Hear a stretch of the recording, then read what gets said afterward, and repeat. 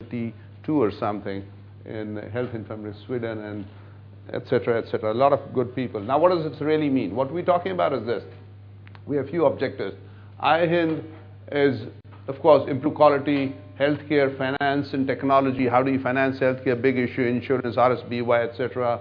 Secure access to data and command, reduce duplication, process reengineering, fraud and abuse prevention, public health planning, drug surveillance. Of course, you can make bigger, deeper silos in there and sub-functions and so on. It's an ad infinitum, it can go forever.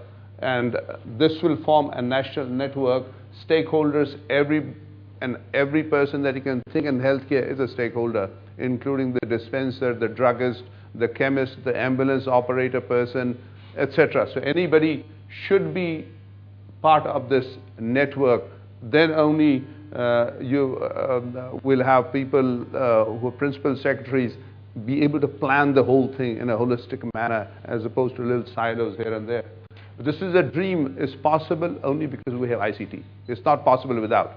We can, and it's so eminently doable, you can really roll out the process in the next 6 months.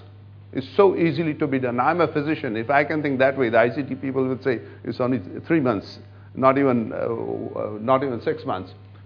In the value chain of healthcare, we have enablers with policy, regulation, health, finance, ICT people.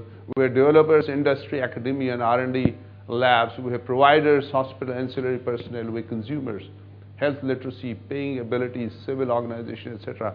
Everybody's part of the health chain. So we're saying all these stakeholders have something to say or something to consume and something to provide in this healthcare IHIND network.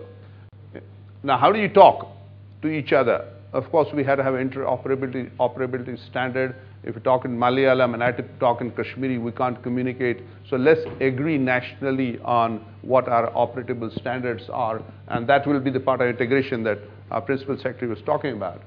That these are now 15 years ago approximately, when I was working this area, we did not have interoperability standards. I had to guess that SNOMED is going to be winner at that time, and I pat myself on the back that I was right. I didn't know that. I was just guessing because we started a company. All right, let's start a company. What's the futurist company? What is going to go? We said, let's go for SNOMED. Incidentally, Mayo Clinic uses a language called medicine. And they also, in a well-meaning system, said we're going to offer medicine, and it is a failure. So it's not that all well-meaning steps can be correct, but this is at the moment accepted international standard. So my suggestion is, anybody's developing anything now, please stick with this. Otherwise, you'll be redundant, useless, or maybe you'll be in a silo, won't talk to anybody. This is the vocabulary. Communication protocols is the one we use. Content exchange, HL7, Professor Saptan is here. Oh, he's here. He's the chairman of India's HL7 protocol. Can you stand up, please? These are pioneers we must respect. These are the pioneers that have taught us. His incident is doctor and health IT PhD. And of course, it goes to HL 2.5, and all the academicians will argue which one is better. They kill each other on this. We ignore them. And DICOM.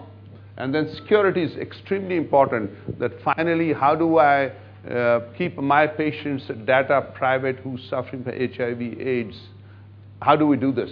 So this is extremely important. And this also has been, the bankers and the defense people who have already done it as a group captain, you know that they can keep security. So health data is not very difficult. So the thing is, it has been solved already. And that's why I say it won't take much longer. Now what are we talking about? We say we should have this kind of hub and spoke model. You have each district, 620-some districts. Each has its own IHIND. It's connected to the state, and state is connected to the center. Hub and spoke, age-old model, nothing extraordinary. The architecture will be at a state level and also at a center level and the district level. This is the hub. All the stakeholders feed into this. And from that stakeholder with a secure wall, need-based access to people who want it. The government health department knows what's the government health data, you get it. Insurance provide only the financial data. They don't need to know many other things. Research wants some particular thing, surveillance, epidemiology. So it's a need-based access. You cut and slice the data into need-based access and provide it to them. And my dream is that this may become even a revenue-neutral model. because some people will pay for that slice of data, which is anonymous data. Again, keeping the privacy in place, this could become a revenue neutral model, maybe even a little positive cash flow here. And this is a regular run-of-the-mill old process gone electronic now. This is nothing extraordinary about it.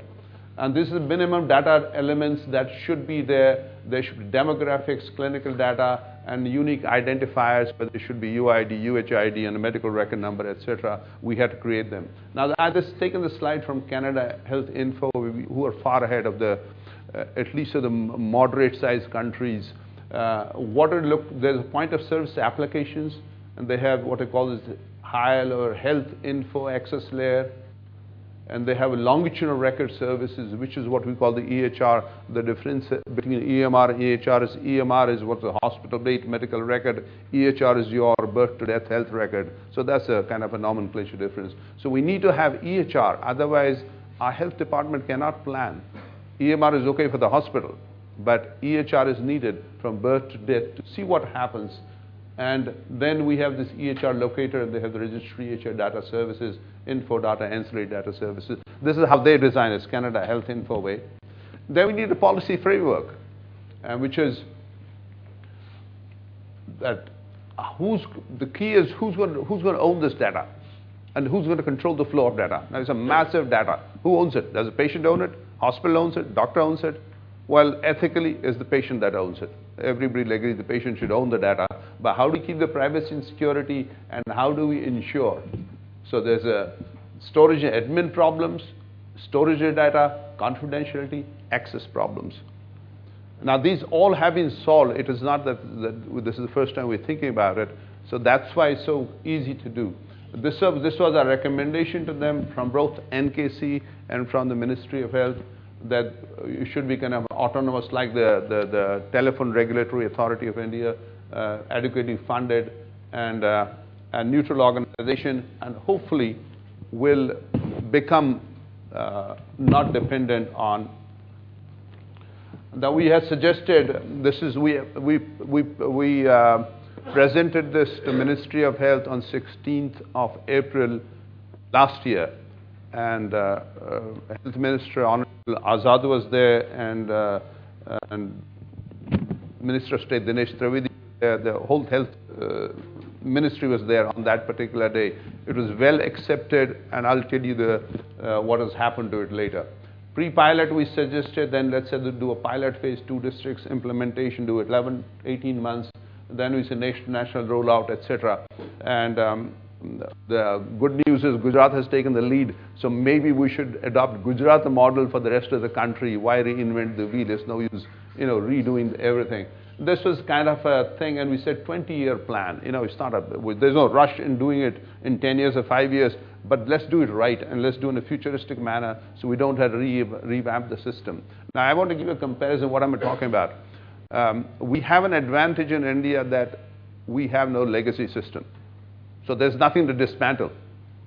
I work in US, I work with Cerner system, I work with GE system, I work with the Henry Schein system. The problem is that the three don't talk to each other.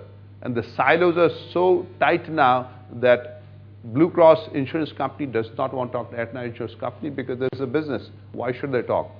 So we said, since we have nothing here, and before they wake up, before Apollo says, I will not talk to Narayan Hidralaya, let's tell them, please talk to each other now. We have common platforms. Because once they get entrenched, trust me, healthcare is beyond repair. I live in a country where it's beyond repair, that's the US. And let's not go there. And I can warn you right now, India is going the US way. US, what was in 1960, India is right now. Anybody has got time, I'll explain to you what I mean. And we're going unknowingly the same path, and we'll be there in 40 years and we'll regret. Now, this is the implementation. You saw that. Compare it with USA IT Strategic Plan Update. We presented, NKC met in 7, 8 or something, we did work. Then last year we presented to the Ministry of Health. In the meantime, US decided in 2009 we're going to do it. And guess what? Right here, we already have it. It's already penetrated right at the doctor's office level. Now, where's the problem? The problem is we suffer from implementation deficit, and therefore we need leadership, stakeholder buy-in, funding, adaptation as fast as we can. Otherwise, we will be left. Not that we are the only country that has this problem. Canada had the same problem. So they created this framework, National Change Management Framework. Say we should have a governance and leadership, we should have monitoring, evaluation, communications, training, education, workflow, stakeholder engagement. And they're using this tool to roll this countrywide. The same problem is facing everywhere. Now, this is the area we work in. I work in, this is an old slide. I work in this area here. And what we did now, since somebody's got to do it, we are rolling out our own small IT system in rural India. We have 16 clinics there, which are 16 clinics, because by the time this penetrates from Delhi to rural UP, it'll be 2 more generations gone. And so we said, let's start bottom up. Can we solve the problem? And luckily we have collaborators, IAMI, CDAC, where is SIS here? Yeah, the Gujarat company, Asiad Foundation, which is Narayan Hidralaya, and this is the foundation that my group works in. So we're working together because if we have as a foundation, we have the ability to go 1 village a day. This is the capacity my group has at the moment. But I figured out it'll take me 1,643 years to save this woman's children. She lost 7 children. This girl has lost 7 children. By this method, it'll take me this much time. So it's quite obvious to me the ICT is the way. And there's no other way except develop a national health system if we really want to get into health work and do some good work. Thank you.